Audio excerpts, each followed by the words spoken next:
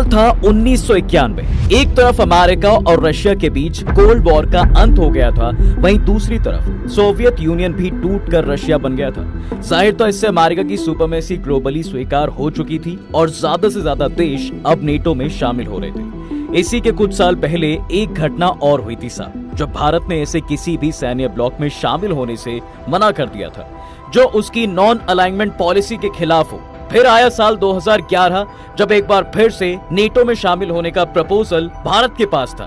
कई वेस्टर्न देशें बाहें फैलाए इंतजार कर रहे थे कि शायद भारत भी हमारे ग्रुप में शामिल होगा, लेकिन भारत ने ना तो तब नेटो का दामन थामा और ना ही साल 2023 में।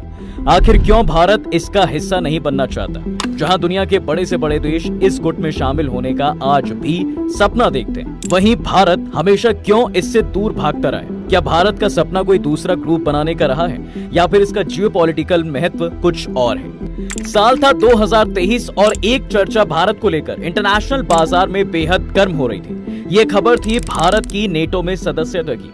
उस समय अमेरिका के परमानेंट रिप्रेजेंटेटिव जूलियन स्मिथ तक ये कह चुके थे कि इस ऑर्गेनाइजेशन में भारत के शामिल होने के लिए बातचीत का रास्ता हमेशा खुला है। इससे कई देशों को जहां लग रहा था कि शायद अब तो भारत नेटो में शामिल होने के लिए हरी झंडी दिखाएगा, वहीं उतनी तेजी से इस खबर ने भी दम तोड़ दिया। हमारे देश से ना तो इस खबर को तवज्जो दी गई और ना ही कोई स्टेटमेंट आया। अब इसी के साथ इंटरनेशनल लेवल पर तो इस मुद्दे पर बात खत्म हो गई, लेकिन इंटरनली ये बात कई लोगों को समझ नहीं आई कि आखिर मुद्दा क्या है साहब। क्यों दुनिया की इस बड़ी ऑर्गेनाइजेशन में भारत अपनी हाजिरी नहीं लगाना चाहता है? यहाँ शामिल होने से न केवल एक बड़ी मिलिट्री असिस्टेंस भारत को मिल सकती है, बल्कि हम कई मामलों में आगे भी निकल सकते हैं। तो फिर इशू है क्या?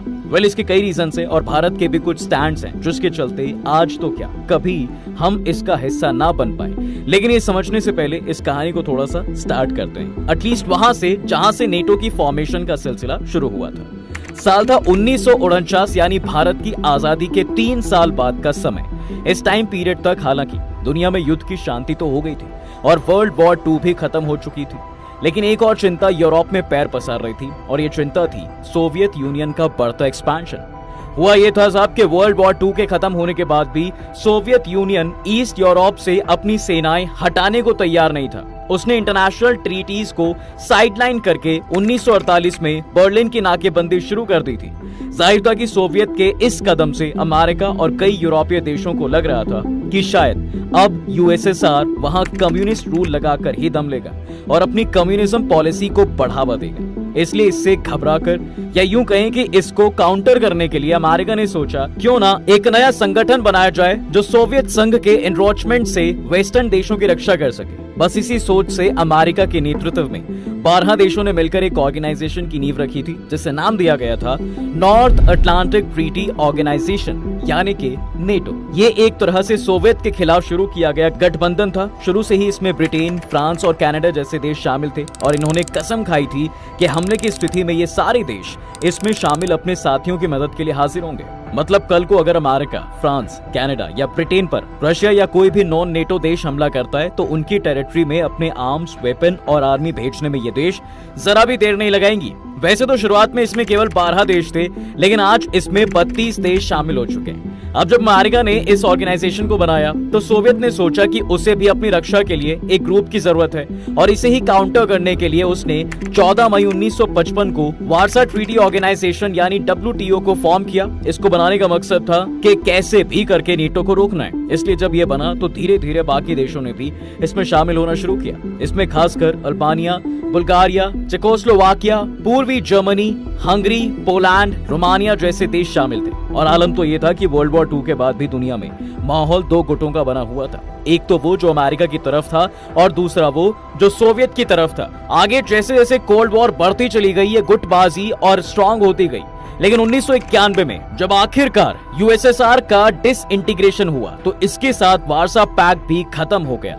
एक तरह से अमेरिका जीत गया था, तो इसलिए वार्सा पैक्ट के खत्म होने के बाद भी नेटो संगठन बना रहा और कई यूरोपीय देश जो रूस के साथ वार्सा संधि के मानने वाले थे, उन्होंने भी नेटो को ज्वाइन कर लिया। अब आप सोच रहे होंगे कि लेकिन इस पूरी कहानी में भारत कहाँ आता है? इस कहानी में भारत की कहानी आजादी से ही जुड़ी हुई है। दरअसल आजादी के बाद से जब भारत की एग्जिस्टेंस नक्शे पर क्लियर हुई और एक इंडिपेंडेंट इंडिया ने आंखें खोली तो हमारे सामने दो गुट खड़े थे। एक वो जो कैपिटलिज्म का झंडा लेकर खड़े और जिनका सरदार अमेरिका था, वहीं दूसरी तरफ वो जो कम्युनिज्म को अपने खून में बसा चुके थे। भारत चाहे तो किसी भी गुट का दामन थाम सकता था, लेकिन हमारे देश ने ऐसा कुछ नहीं किया। ये हमारे पहले प्रधानमंत्री जवाहरलाल नेहरू थे जिन्होंने शुरू से ही साफ कर दिया था कि भाई वो किसी भी खेमे में अपने देश का झंडा नहीं लहराएंगे। दो देशों की लड़ाई में किसी का भी दामन थामने के बजाय उन्होंने न्यूट्रल रहकर नॉन अलाइनमेंट फॉरेन पॉलिसी पर ही जोर दिया। पूर्व प्रधानमंत्री पंडित नेहरू का मानना था कि एशिया और अफ्रीका के नए आजाद और गरीब देशों को बड़ी शक्तियों के सैनिक गुट से फायदे की जगह नुकसान होगा, इसलिए बेहतर होगा कि नया गुट बने। इस तरह गुट निरपेक्ष आंदोलन शुरू हुआ। इसका श्रेय भारत को दिया जाता है। इस पहल का लक्ष्य ये था साहब कि इससे जुड़े देश ना तो किसी पावर ब्लॉक का हिस्सा होंगे और ना ही किसी का विरोध करेंगे। इसलिए तो जब कोल्ड वॉर तेजी से बढ़ी और बड़ी से बड़ी सुपर पावर ने साइड चुनी तो तब भी हमारा देश एक स्ट्रॉन्ग फैसले पर कायम रहा। वैसे एक थियरी ये भी निकल कर आती है कि इन सब के विपरीत नेहरू एक विजनरी आदमी थे और उनका फोकस केवल देशों को नॉन अलाइंड रखना ही नहीं था, बल्कि वो एक स्ट्रॉन्ग एशियन एक्सेस बनाने का ख्वाब देखा करते थे। जी हाँ, दरअसल वो वेस्टर्न देशों की लड़ाई में घुसकर केवल एक मामूली देश बने रहने का सपना नहीं देखते थे, बल्कि उनका प्रयास था कि भारत एक स्ट्रॉन्ग एशियन एक्सेस बने जो सोवियत और यूएसए जैसी बड़ी पावर को काउंटर बैलेंस कर सके। इसमें वो चाइना की मदद भी चाहते थे और इसलिए 1950s में यूएन सिक्योरिटी काउंसिल में चाइना को परमानेंट मेंबर की सीट देने की वकालत भी खुद प्रधानमंत्री जवाहरलाल नेहरू करते नजर आए थे। लेकिन जाहिर था उनका ये प्लान सफल नहीं हुआ। यहाँ वो ना तो चाइना को मना पाए और ना ही स्ट्रॉन्ग एशियन एक्सेस बना पाए। लेकिन कमाल की बात तो ये है कि नेहरू के जाने के बाद भी हमने अपनी पॉलिसीज से नॉन अलाइनमेंट नहीं हटाया और आज भी भारत पहले अपने क्षेत्रीय हितों को ध्यान में रखकर ही विदेश नीति बनाता है। उस जमाने में भी हालांकि सोवियत यूनियन से भारत की अच्छी दोस्ती हो गई थी, लेकिन भारत ने इस दोस्ती को कभी भी गुटबाजी में नहीं बदलने दिया। उसने अमेरिका से भी अपने डिप्लोमेटिक रिलेशंस बनाए रखे और जहां से भारत को फायदा पहुंचा उन पॉलिसी पर काम किया।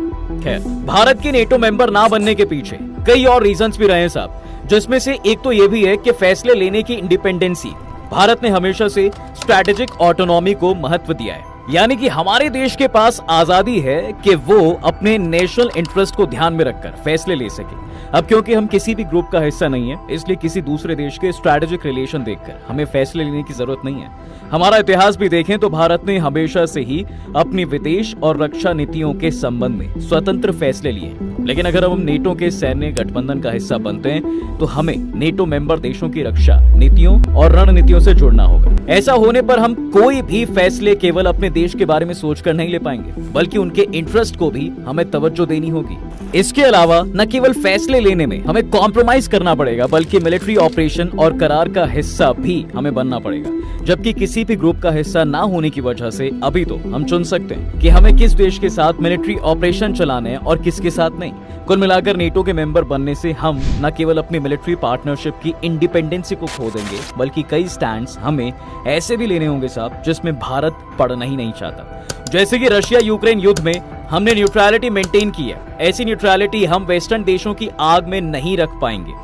इसे एक एग्जाम्पल से समझिए तो जैसे एक परिवार में सभी की जरूरतों और हामियों के साथ लेकर चलना होता है, उसी तरह से भारत को भी कई देशों के इंटरेस्ट के बारे में सोचना होगा। इसके अलावा नेटो की सदस्यता में एक बड़ी समस्या ये भी है कि इससे रशिया और भारत के रिलेशंस में बहुत बड़ा पैच आ जाएगा। जिस देश ने अमेरिका के खिलाफ जाकर हमेशा हमारी मदद की है, उससे ही हमारी दोस्ती दूर हो जाएगी और भारत ऐसा कभी करना ही नहीं चाहेगा।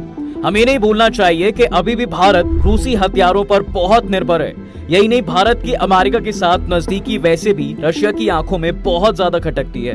पिछले कुछ सालों में जो रिश्ते हमारे अमेरिका के साथ ठीक भी हुए, उससे रशिया और चाइना भी करीब आए हैं। आलम तो यह है साहब कि भारत से ज्यादा चाइना रशिया का सगा बन रहा है और अगर ऐसा ही चला तो भारत रशिया की दोस्ती टूट जाएगी। वहीं नेटो में शामिल होने का चौथा बड़ा नुकसान ये भी है कि भारत दुनिया भर की वेस्टर्न लड़ाइयों में उलझने को बाध्य हो जाएगा। जबकि देखा जाए तो अभी हमारे लिए अपने खुद का घर ठीक करना बाकी है। भारत का फोकस अभी उसकी अर्थव्यवस्था पर होना चाहिए ताकि हमें पहले तीसरे और फिर उससे भी आगे के स्थान पर जा सके। हम केवल इन्हीं मुद्दों में नहीं उलझ सकते क्योंकि इससे चीजें खराब होंगी।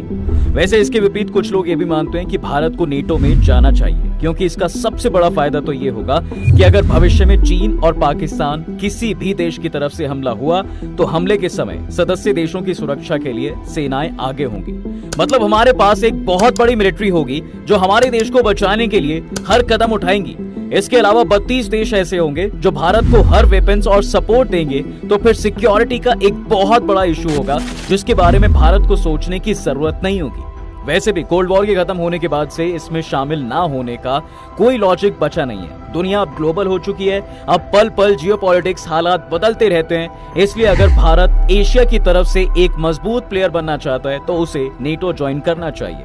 वहीं कुछ एक्सपर्ट्स भी ये भी कहते हैं कि हालांकि अब दुनिया पहले की तरह 2 ग्रुप्स में बटी नहीं है, लेकिन फिर किसी भी देश के लिए उनके सामने हित सबसे ऊपर होने जरूरी है। खुद हमारे देश के लीडर्स भी ये बात समझते हैं, तभी तो हम विश्व व्यापार संगठन में भी हैं, एससीओ का भी सदस्य भी हम हैं और क्वाड में भी अपनी मौजूदगी हमने दर्ज करा रखी है। लेकिन नेटो में शामिल होने को लेकर भारत को संजीदगी से सोचना चाहिए। इसमें सबसे पहले तो हमें अपने हितों को ही तोलना जरूरी है। और याद रहे, इस राह पर हम अपने कई दोस्त भी खो सकते हैं और हमें अपनी कई पॉलिसीज भी बदलनी पड़ेंगी। वैसे आपको बता दें, साल 2011 में ही भारत को नेटो ज्वाइन कराने की चर्चा कई बार चली है। तब भी तत्कालीन अमेरिकी प्रतिनिधि इवो डाडलर ने भारत और नेटो के बीच गर्मजोशी वाले रिश्ते को जरूरी बताया था।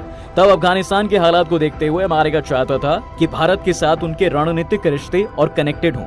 हालांकि भारत ने ना तो अफगानिस्तान में तब अपनी सेना भेजी थी और ना ही नेटो की सदस्यता ली थी और ना ही अब ऐसा करने की इच्छा रखता है। उस समय भारत के साथ संपर्क बढ़ाने की इच्छा नहीं। डाडलर से यह बयान दिलवाया था कि नेटो और भारत करीब आए, ये महत्वपूर्ण है। हालांकि ये पूरी तरह से भारत पर निर्भर है कि वो नेटो के साथ रिश्ते चाहता है या नहीं। हमारा मानना है साहब कि भारत नेटो जैसे सैन्य संगठन से बातचीत भले ही करता रहे, लेकिन औपचारिक सदस्यता से दूर रहेगा। दोस्तों, आपको क्या लगता है, भारत को नेटो में शामिल होना चाहिए या नहीं? हमें अपनी राय कमेंट्स में जरूर बताएं। फिलहाल विदा लेते हैं हम आपसे। उम्मीद है आपको ये वीडियो जरूर पसंद आया होगा। इस वीडियो को अपने दोस्तों के साथ शेयर करना बिल्कुल भी ना भूलें। साथ ही